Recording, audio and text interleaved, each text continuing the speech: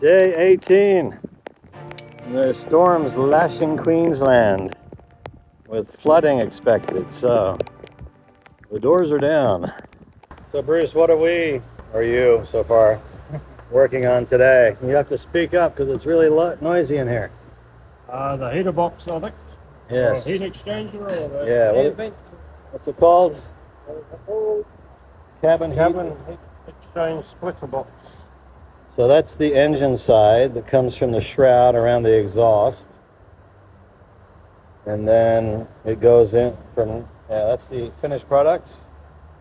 And it goes inside to a different manual and distributes around the dash and whatnot.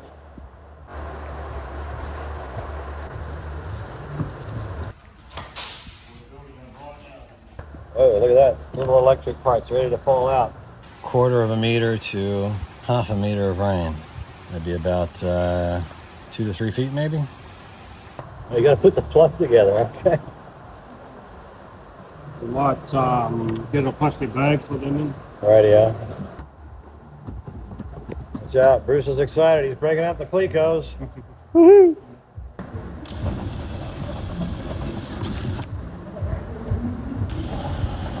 One of the nice things about the heater design is you have this variable opening gate. So you can have a little bit of heat or a lot of heat depending on how long you hold the switch down to open or close it. I'll go away from the heavy wires. Yeah, like that. Put the silvery stuff on the bit that gets hot. Both as well. Yeah, don't glue those together. You don't ever get them off. Ah, you finished that already. You're quick. Trim them up a little bit.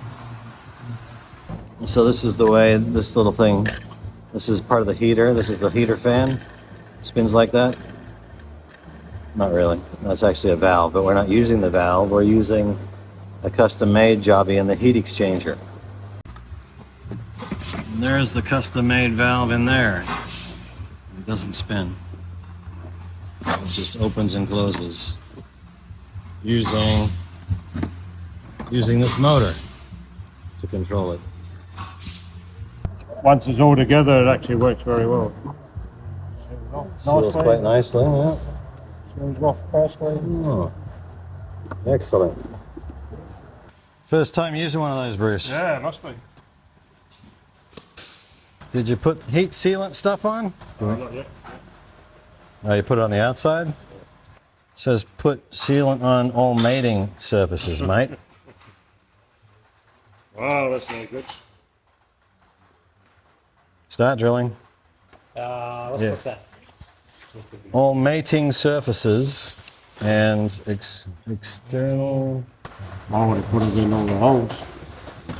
It should do the same job, right? Yeah. It should go around all the edges, right? It actually seals up pretty well. Yeah, it's not bad. Yeah, normally I just read it again and I just Okay. put it in the sides and then cover up the little holes here with it. I'm with you, Mitch. Yeah, Especially since you've already riveted the bloody thing. it is what it is. And it's on video, too. Bruce? It must be true. Yeah, right. But probably for this one, I'd probably do the inside. It's probably easier. Yeah. So, James, what's on the agenda for today's excitement? So, finishing the firewall forward kit, or attempting to anyway. There's all the integral hoses. All right, so everything firewall forward, eh? Yeah, we'll see how far we can get through that. Pretty exciting. Did most of the fuel system yesterday. Yeah, it looks amazing. It's all the flexible hoses at the front to go. Okay, that'll be a lot easier than... Yeah, not as much to do. Fantastic. No, it's looking good. All right, I'll stay out of your way. Yeah, that looks really great. So what was that, about 2 hours looking for a piece? We spent 2 hours last night looking for the heat shield for the exhaust system. Yep. And where is it? And James walked in with it this morning. Ah. So where is this mysterious heat shield, James? So Inquiring minds want to know. That's the shroud for the cabin heater. Ah, yes. Cold air in, heats it, and then into the cabin. Beauty. The man, the myth, the legend. The biggest tip I can give you is gonna save you 100 years of grey hair. Too late. Do not build this thing, attach it to that firewall if you have not checked that this little valve, like this one, does not bind up. Because if it binds up, Won't work. it's not going to work. You have to strip all of that off the firewall again. Wow. I'm saving you hours. So is it binding? Oh yeah, yeah. So it's tight, and this thing sort of the little actuator goes on that, and then if it binds, the actuator can't turn it. To his credit, Mitchell already told us that. Oh, Mitchell did. He did. Mitch. I just had a guy finishing one, and what he did, he used a heat-resistant silicon to also put in all the joints riveted the whole thing. That's what the instructions say. Put it up there, got everything on, and then you realize, oh, shit, bonds. You need to take it off again. Get the wiring in by next week Friday. Oh, did I say this Friday? You know, you can see I keep, you know what, we did not expect this rain. Yeah, it's the rain that slowed you down, right? Go if you can't move it, you know? No, So- it's good. So what are you saying? The wings are done, and what else? Yeah, so wings are done, tails done, doors are basically done. That was a nice big one. Yes. Engine is now in. Yes. Fuel lines and firewall forward is really getting there. And then it's ventilation and all that stuff going in. Seats are all fully built. Seat mechanisms, all of that's done. So once the wiring goes in, which is the one, Yeah, we're waiting on wiring. just waiting for that arrow guy. So once the wiring is in, we can start fitting the dash and check that everything routes to where it should go. Definitely going to try to start up the whole avionics system before I leave for that Rotax course. Oh, wow. So yeah, Like 2 weeks from next now. week Friday, Wow. this aircraft will, in my view, will be very close to paint ready. Wow. So I think another so. week. Yeah. Wow. So by the time you get back from Melbourne, I'll be test flying it.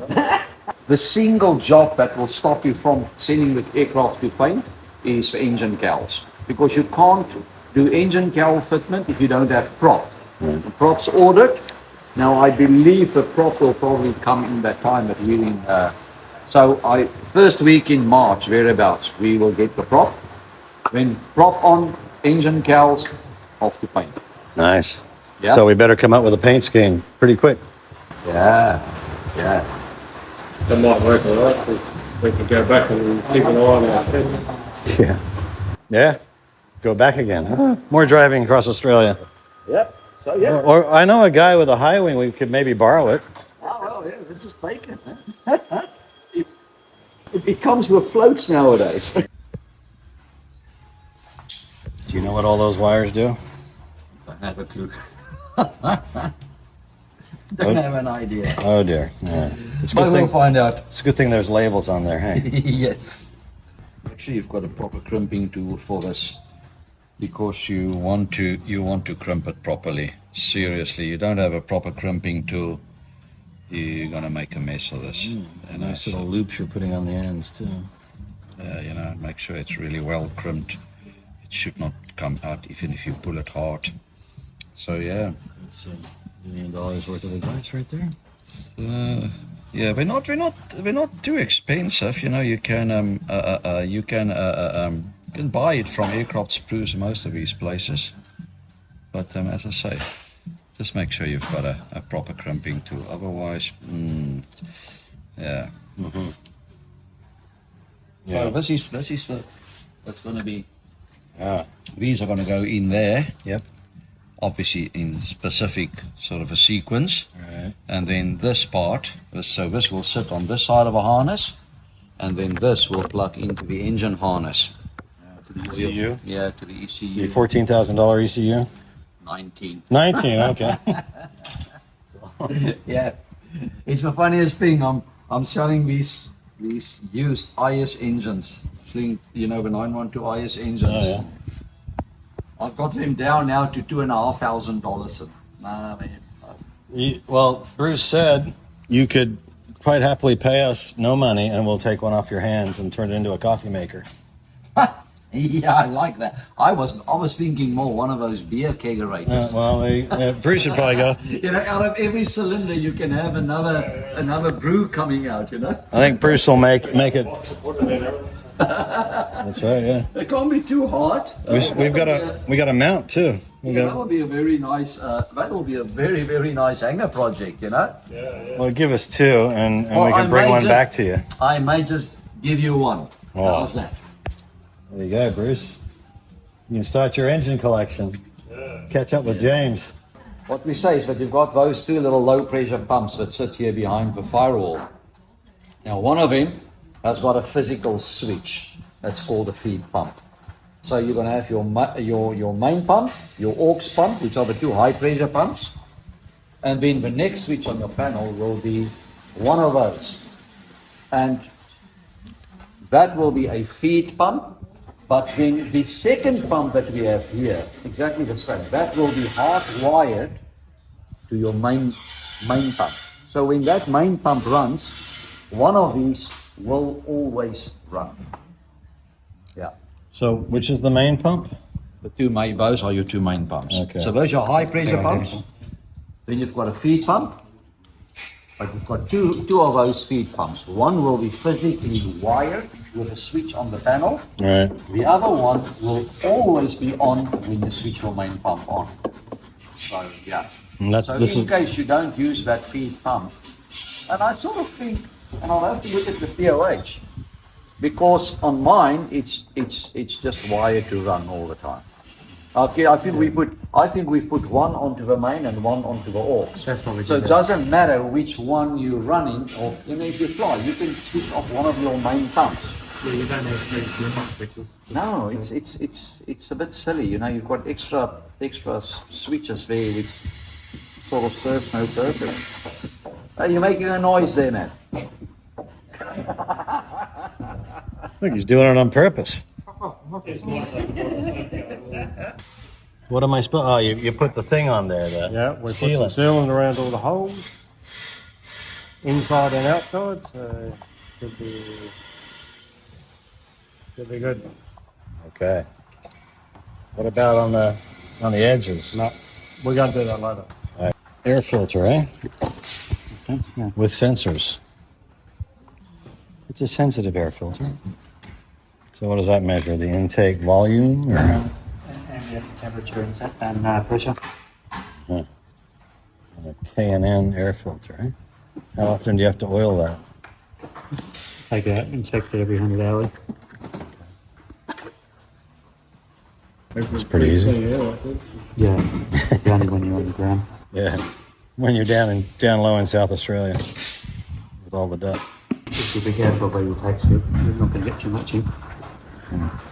Because once you've got all of the pins now on, you split it. Hig A and Hig B. Hig A is the small one, Hig B is the big one. What are you saying? HIG? Hig, H-I-C, Hig. Which And it's stands for? basically called Human Interface Connector. Ah. So this is your Hig connector. So just another thing you also want to do, and they give you a little tool which I don't really use. It's not so great. So I just use a long nose plier, and you just push it in there. You see, you can push it in, or you can pull it out. Oh. So when you push it in, that's the lock position. When you pull it out, then that's where you can insert the pins. So now, once you start inserting the pins, and I've marked them Hig A1, then Hig A1, you see it's got that little marker there, that little, see, little marker, and that little marker will go into that little slot there. So if you look at that, there's a little slot there. So when I insert it with a marker towards that, and you just literally just push it in, and you hear it clip, clip. Yeah. Now you can see, you can actually now see the little pin just sticking out. Yep. So it's not in the lock position. If I now lock it, can you see it comes out further? Yeah, I do. Okay, and that's how you do the rest. Nice. Let's go, and then whispers will be 7, will be there. Let's just push this right around there. How do you know which? How do you know which hole those go in? Oh, the Oh, you pin. actually marked it. So I mark it because if you look at this, and again, it's pretty hard to see on this connector, but if you, let's just, you see on the, literally on the edge right there is Yeah, the little yeah. number. So they will mark it, you know, 7, you know, 1 to 6 and 7 to 12. Okay. Yeah. So on the little shoulder, pretty small, but it's marked. Not very well, but it's marked. And this one will be. Right. And sometimes you have to twist them a little bit because they don't always go in exactly as you think. There you go. And the last one will be HA9, and that one will be there. There you go. So those are in, and then we will put these in. So this here, you'll see is your CAN bus connectors. So these ones will get the CAN bus information from the engine, and that will go to your GEA, which sits here. And the GEA is your engine information system. So your GEA converts the engine data so that it's readable on the G3X. screen. Yeah. Huh. Okay. Outstanding. And would you? I noticed you've got a pretty fancy cable labeling machine over there. Well, yes, you can use like the real. There's a cheap McCoy on the table here somewhere. Just a little like a 3M printer, Okay. but actually can print heat shrink labels, small, portable. Or because we do a lot of label printing, You got and the then print. obviously you can go for the real expensive stuff that actually print on the wire. Right. But that's really, Yeah. that's more aircraft manufacturing companies. Right. So on your Yeah. phone, you've got the schematic. I've got just the wiring diagram on Yeah. my phone, and you know, then I can run through all that. Sure. So iPad easier Sure. to use, obviously, but my iPad is not here; it's in my flight bag. So I just run these connectors off it. So this is exactly the aircraft wiring manual. So when we wire something, it's exactly as per aircraft wiring manual. Yeah. So if you have got your manual, you can do your fault finding on your wiring. Except if we want to add a horn button. Yes, there's a couple of extra. Or if you want those stupid limo connectors, No, they'll be great. Yeah. but we'll wire it for you. Thank just you. because you're nice to us. It's a new device. It's the fuel pressure sensor. Fuel pressure sensor. Sensor? Okay. Pressure sender. But basically the same thing. From Dayton, Virginia. Didn't know there was a Dayton, Virginia. I thought it was going to be Dayton, Ohio, where the Wright brothers were from. I wonder why I thought of that. What's the solution, Bruce? Just making sure the butterfly moves smoothly. Did you trim it or something? Not yet. So what is this for, James? Here's the start of the fuel system Oh. on the engine side. Huh. So home builders that do the IKEA flat packs would be doing all this themselves? Yeah, same. Yeah. There's no kit build on the firewall for it. Right. Silly question, really, but So the flexible hoses are the blue colour ones, and okay. I'm starting from there. Going back to the filter and then fill it to the engine. All the green hoses are the aluminium solid lines we took working on yesterday. Right.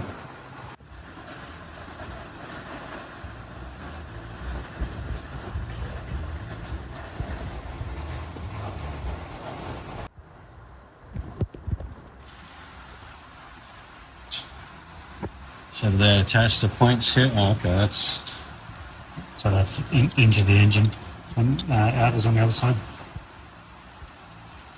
sorry. So this is into the engine and out is on this side. Goes through there, across to the other side. Injectors, fill a fuel pressure regulator, and then out through there, Yeah. back to the fuel tank. And notice, ladies and gentlemen, he does it by feel because he knows where everything is. So I think right through that one.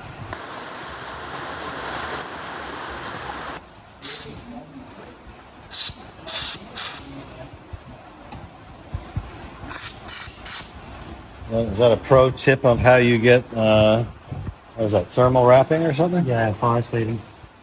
Fire Fire sleeving. sleeving. That's like a fire. And that makes it easier to slide onto Yeah. these things. The rubberized pipe.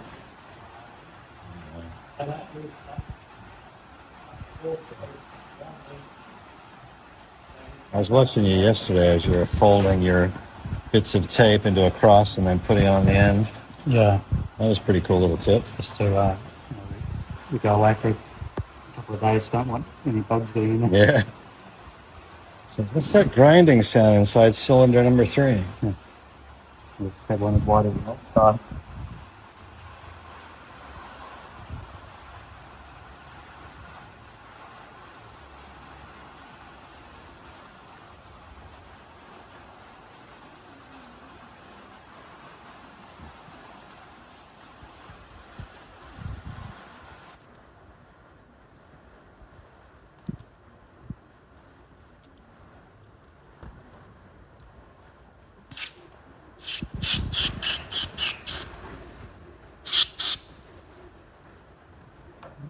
Now, is that asbestos inside there that you're blowing everywhere? Probably used to be, but it's fiberglass now. Oh, okay. Well, that's so much better. Just a test fit. Yeah. Put on, take off, put on, take off. So that will go up to the fuel pressure sensor and so on. Yeah. Does it give you, on the schematics, does it give you where to put the fire? Any of the flexible hoses. Any of the flexible hoses? So on the previous page, I'll do that. All right, okay. So the two clamps on the hose and the fire sleeving over the top. All right, there it is. Cool. Thanks. It's not lunchtime yet. What are you doing? What's that? Smoko? You don't smoke.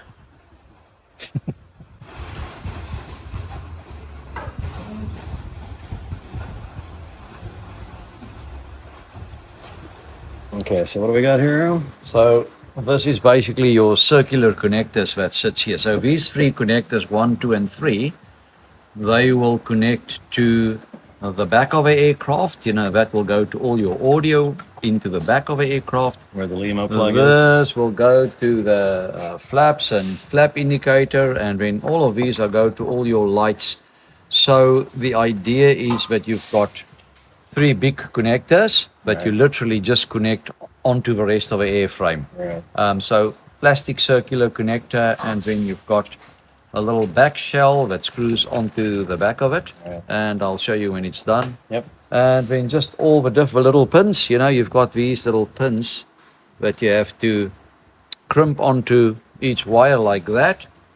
And then every one of them goes into a specific number on the back of this. That's it. Yeah. And where do these connect to the rear harness in the aircraft? So your rear harness is what's happening here. Right. So But I mean, where do the plugs live? oh, they live just on the, what we call the avionics connector, just in front of, well, I can quickly show you on the aircraft here.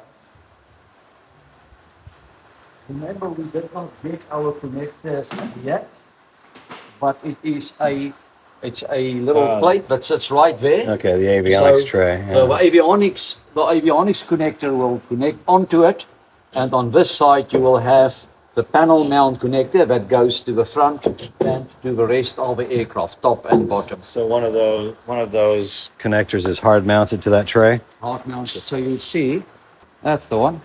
So that'll be the male one, and that's Okay. hard mounted with Ah, screws. of course. And then you've got the female one that goes onto it just like something like that, and it just screws on. It's got a little, that's it. If you've got these little connectors, it's a fairly thin wire, and if it's not properly crimped and you have a bad connection, it can be a very bad intermittent problem, very hard to find. So generally speaking, what I do is, if it's the thinner wires, especially on the audio connectors, I bend it over back like that. So I bend it back, and then once when you put it in there, you've got a little bit Although this is a 22 gauge pin and it's 22 gauge wires, I like to fold the wire back because more strength. it gives us a much better crimp and a less chance of it coming loose. Just a little heads up. Once you've stuck that in there, it's very hard to get them out. So 100% make sure that every one of these goes into the right place, into the right number. Okay, so follow the number system from 1, 2, 3, 4 and follow it exactly as per required. And very importantly, do not forget to put this little thing, you know, the back shell, Yeah. over the wires before you insert this in there, because once you've done that and you haven't done that, you have to deepen all of these. Or you cut the wires and then join them later. And if you don't have like a proper little deepening tool, it's you know, when you have to literally push it in there, push out every little pin, it's not a good job. So remember to do that. So here's a roll of the wire labeling heat shrink piping that feeds into this fancy printer. And Errol says you can get about 5 or 10 aircraft done with a roll this size. And you can also program everything into the computer and it will print everything out for you in just the right size with just the right labels.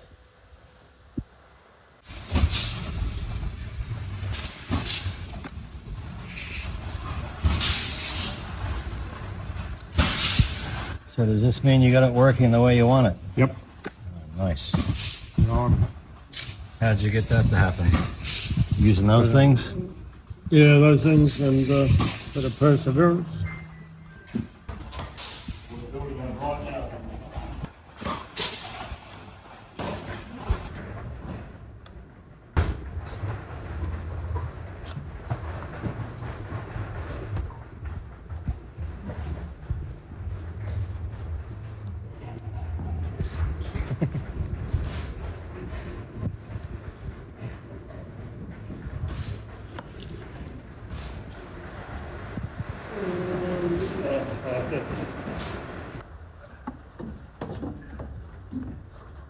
Down on this special camera platform over here. Thanks for putting that there. Yeah. It's not a bonus, everything is.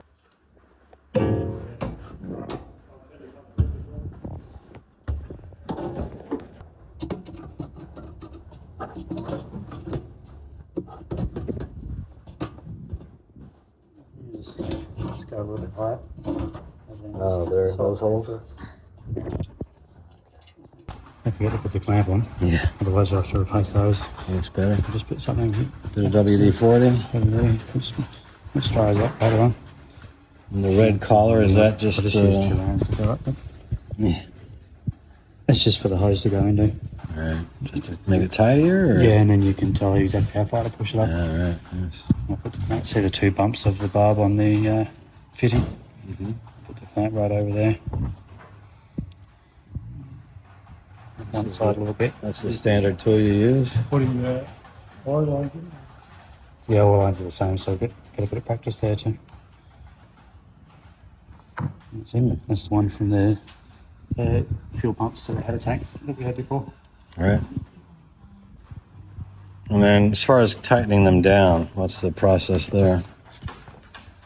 Depends where it is, whether you've got access to use a torque wrench, but you try to torque it to under a certain tension.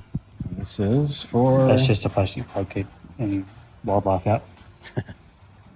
Just because I'm not going to put the header tank in. Alright.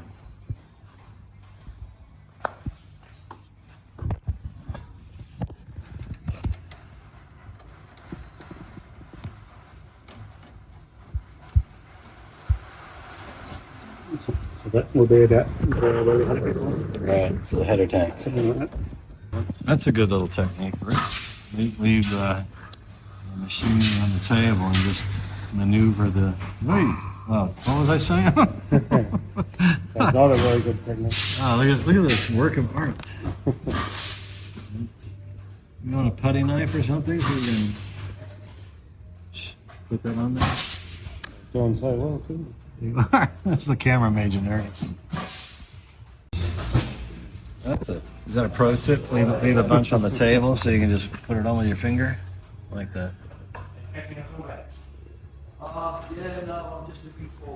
Not the right way to do it. No. Yeah, we can all learn together. Another one there. All right, that's good. Oh well. Time to move on. Well, this is looking pretty official. Yeah, it's securing the fire feeding.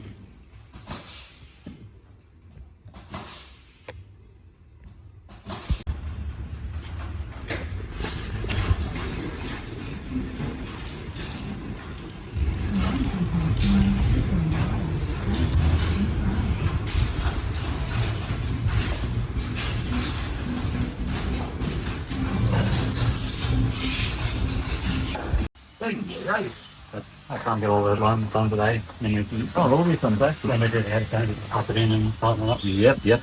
That's good. Starting to look good. They're going to put two more together. Because then we can start putting all the diamond stuff on. Yeah. I've got a bunch of diamond back stuff that must go on here.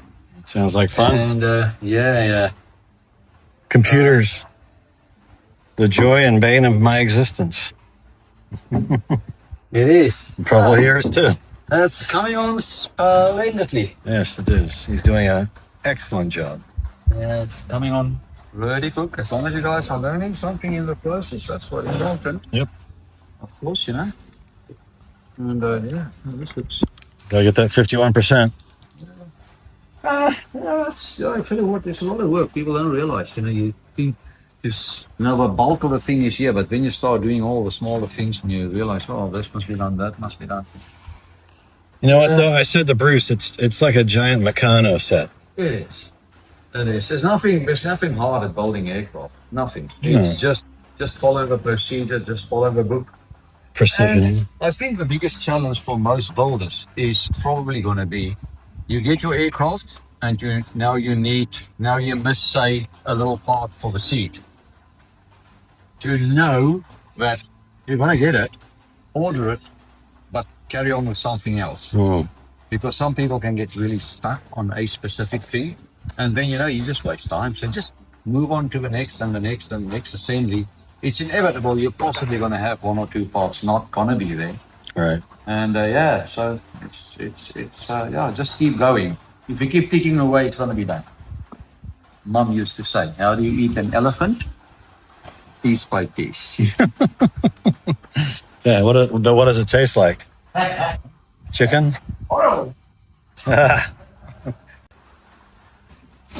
So this is probably a bit of a tricky thing for home builders to bend.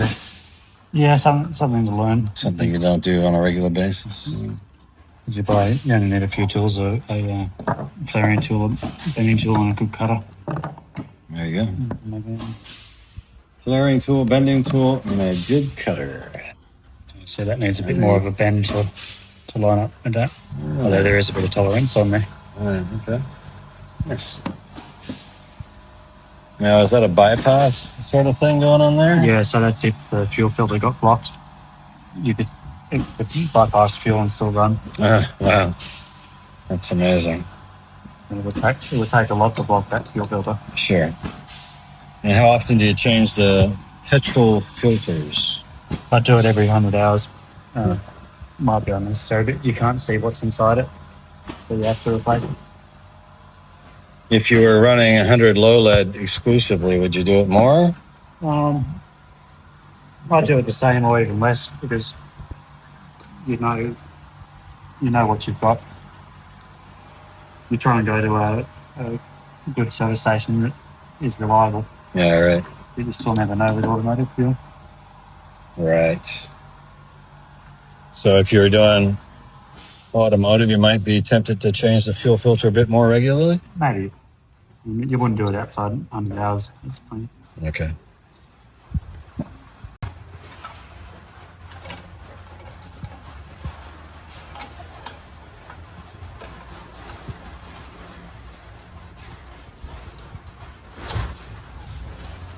Is that a torque wrench? Yeah. Set to... Much better than pressing. Yeah. For that size fitting, it's 130 inch-pounds. 130 inch-pounds? That's right.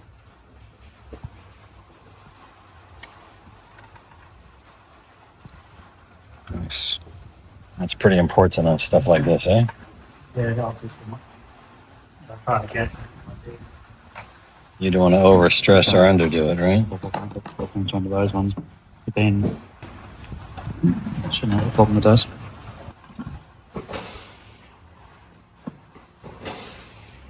Bit not necessary on these. Torque wrench. Can't get the adapter onto it. Okay.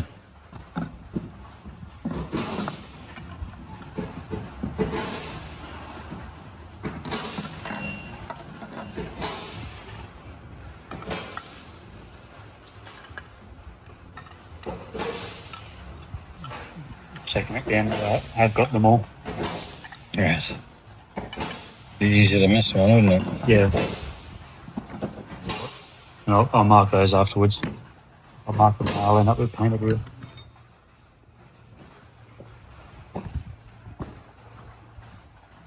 So it's fairly easy to take off the firewall. Yeah. Level them out on there. Right. Like so.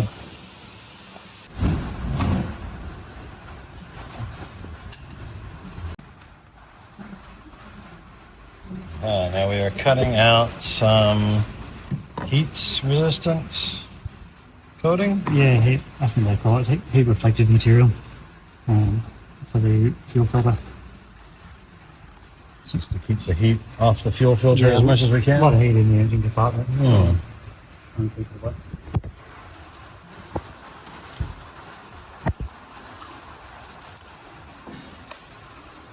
Connector number 2.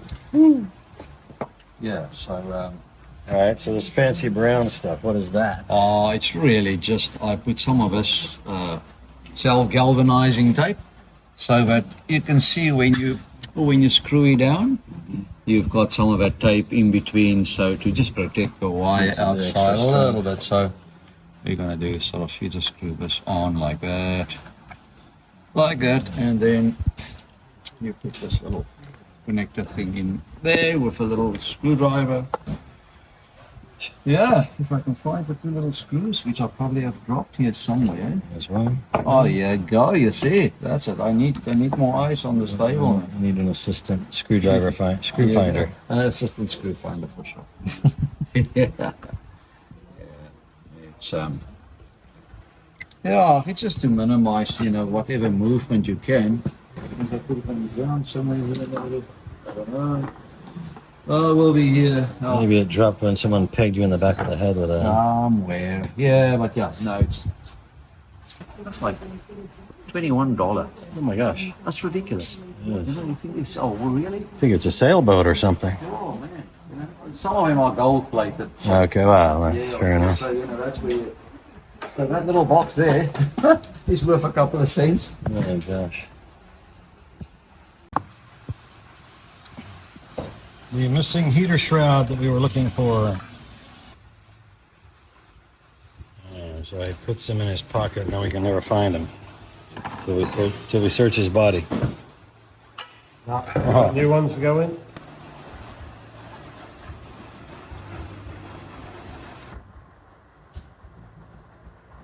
Just looking over your shoulder for the camera. I don't know if that's going to work, James. It seems awfully out there.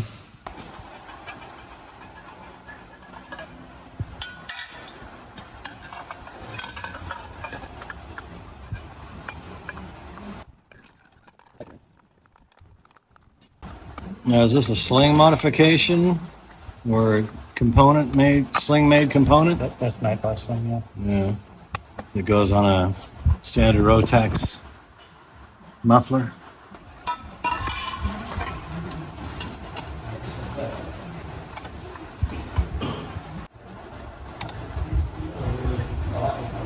It's not sitting on there. So this is the turbo wastegate right here, all electronically controlled by this guy right here. And it can also let extra air out of here on the inlet side. Cabin heater shroud. Cabin heater shroud. And so there's the top part, and here's the bottom part. Input and output to the cabin.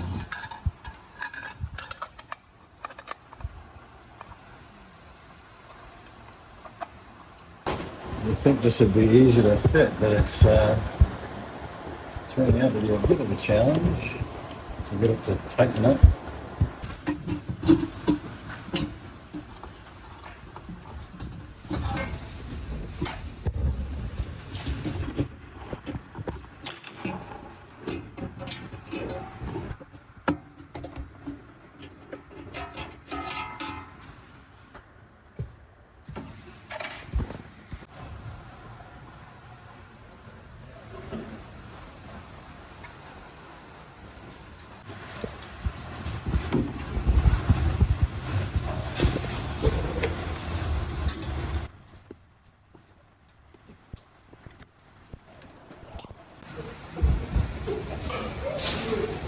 $250 to 500 mils, or quarter of a meter to half a meter of rain. That'd be about 2 to 3 feet, maybe.